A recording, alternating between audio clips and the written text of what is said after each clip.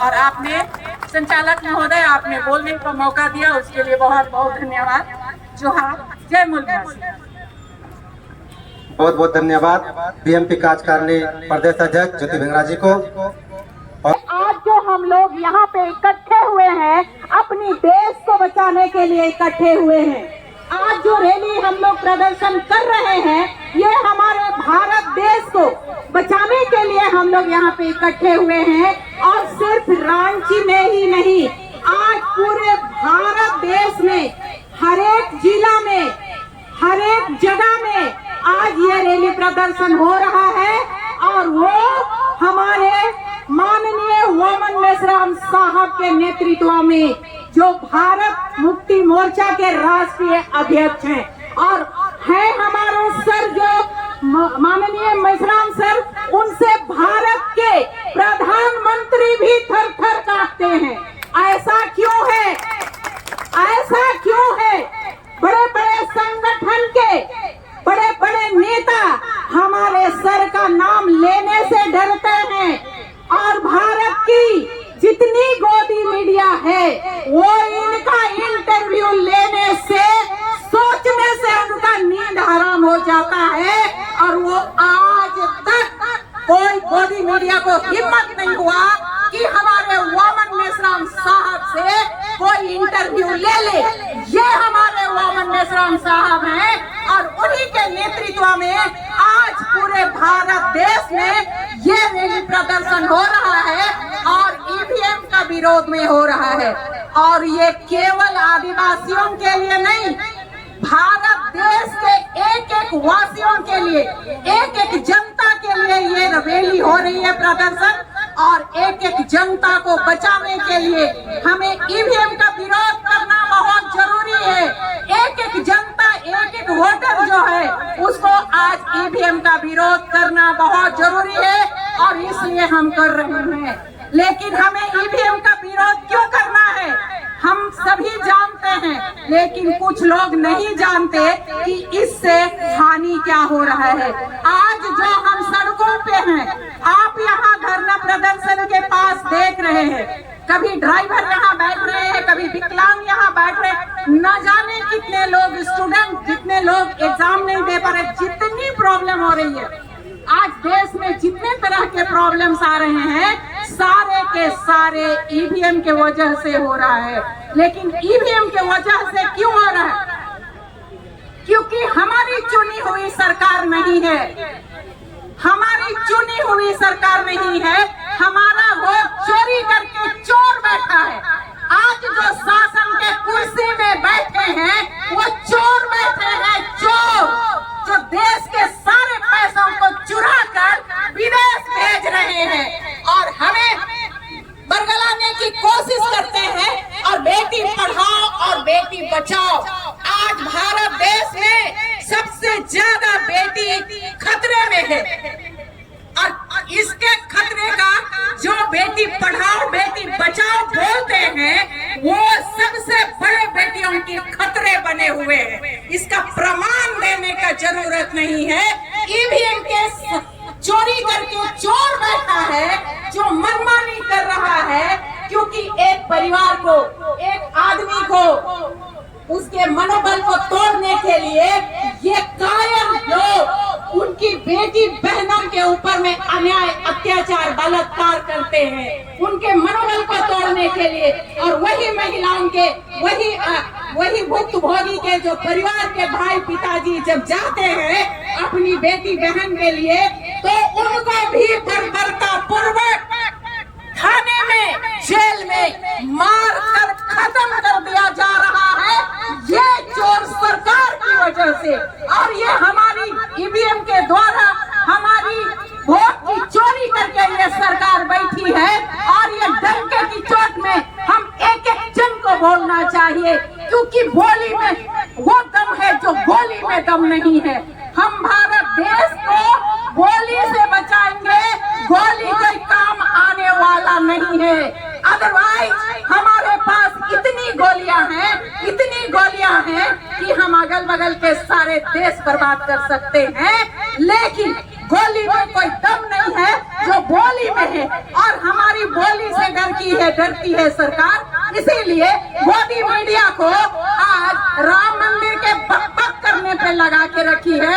हमें जानना बहुत जरूरी है कि धर्म से देश नहीं चलता, चाहे वो कोई भी धर्म है। कोई भी धर्म से देश नहीं चलता, देश संविधान से चलता है। और आज संविधान को खत्म करने की बात यही चोर मोदी बोलता रहता है, और हिंदू राष्ट्र बताता है कि हिंदू राष्ट्र बनेगा।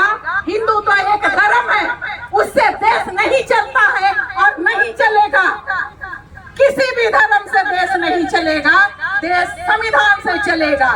और आज संविधान से देश नहीं चल रहा है, और इसका प्रमाण है कि यही सरकार, यही मोदी सरकार कहती है, इन्हीं के लोग कहते हैं भारत के संविधान को बदल देना है। दुनिया में भारत का संविधान सबसे अच्छा संविधान है। हमें ये जानना चाहिए, और ये संविधान हमको अधिकार देता है कि हम स्वतंत्र रूप से जिए। लेकिन यही संविधान के अनुसार ये शासनकर्ता शासन नहीं चला रहे हैं, जिसके वजह से आज हम महिलाएं तो बिल्कुल सुरक्षित नहीं है। इसका यही प्रमाण है कि थाना में भी 6 बजे के बाद महिला को आप नहीं ला सकते, तो थाना भी महिलाओं के लिए सुरक्षित नहीं है। ये सरकार खुद बता रही है। तो इतने असुरक्षित देश में हम जी रहे हैं, हमें बोलना होगा। हम महिलाओं को बोलने के लिए रोका जाता है। बाबा साहेब अम्बेडकर हमें बोलने का अधिकार दिया है, आज हमें बोलने के लिए रोका जाता है। हमें बोला जाता है कि लाज शर्म हया है कि नहीं, तुम इतना बोलती हो। ये हमें रोकने की कोशिश है, और यही हमको सिखाया जाता है। लेकिन आज देश अगर खतरे में है, तो क्योंकि हम महिलाएं नहीं बोल रही हैं और कम बोल रही हैं, और इसलिए कम बोल रही हैं कि हमें सिखाया गया है कि षड्यंत्र के तहत कि अच्छी महिलाएं कम बोला करती हैं। हम अच्छी हैं तो हम सुरक्षित क्यों नहीं हैं? हम सुरक्षित नहीं है, और ये पूरा देश सुरक्षित नहीं है। जो शासन अपनी महिलाओं को सुरक्षित नहीं कर सकता, तो वो देश का सुरक्षा कैसे कर सकता है? और देश का क्या पार्लियामेंट का सुरक्षा नहीं कर सकता? ये निकम्मी सरकार है। इसीलिए इस निकम्मी सरकार को बदलना है, और ये ईवीएम से नहीं बदल सकता, क्योंकि ईवीएम से अभी यही सरकार हमारे वोट डालने से पहले ये वादा करती है, चिल्लाकर बोलती है कि हम 400 से ज्यादा सीट लाएंगे, क्योंकि वो ईवीएम में सेटिंग कर चुका है। ये बहुत ही चोर है और बहुत ही बेशरम है, और हमारे देश के एक जनता का ये बिल्कुल विरोधी है, लुटेरा है, लंगड़ा है, लूल्हा है, अंधा है, बहरा सरकार है। और इसीलिए आज हमारी आवाज नहीं पहुंचती है उस तक, क्योंकि वो सुनना नहीं चाहता, आपके लिए कुछ करना नहीं चाहता है। तो यही कारण है कि हम आज ईवीएम को बदलना चाहते हैं, मतलब ईवीएम को हटाना चाहते हैं। ये यहाँ केवल मूल निवासी की नहीं, जितने लोग भारत देश के वोटर हैं, ये सबके लिए ये मैसेज है। और हम सबको चाहिए कि हमें स्वतंत्र रूप से जीना है, तो ईवीएम को हटाना है। जहां जिस देश ने ईवीएम का आविष्कार किया था, वो ईवीएम छोड़ चुका है। हम क्यों ईवीएम इतना पकड़ कर बैठे हैं? पूरा भारत देश बोल रहा है, ईवीएम को सुप्रीम कोर्ट बोल रहा है, ईवीएम विश्वसनीय नहीं है। लेकिन मोदी सरकार क्यों ईवीएम के लिए इतना अपना प्राण देने को तैयार है? आज ईवीएम का आंदोलन हम कर रहे हैं, और हमारी आवाज को, हमारी मांग को, हमारी बोली को भटकाने के लिए और राम मंदिर बनाने चला गया, और राम मंदिर का उद्घाटन करेगा। वो चारों शंकराचार्य को धक्का बताकर नरेंद्र मोदी ये प्राइम मिनिस्टर नहीं है, ये अब बाबा बन गया है, ये पुजारी बन गया है, ये धार्मिक अगुआ बन गया है, ये प्राइम मिनिस्टर नहीं है।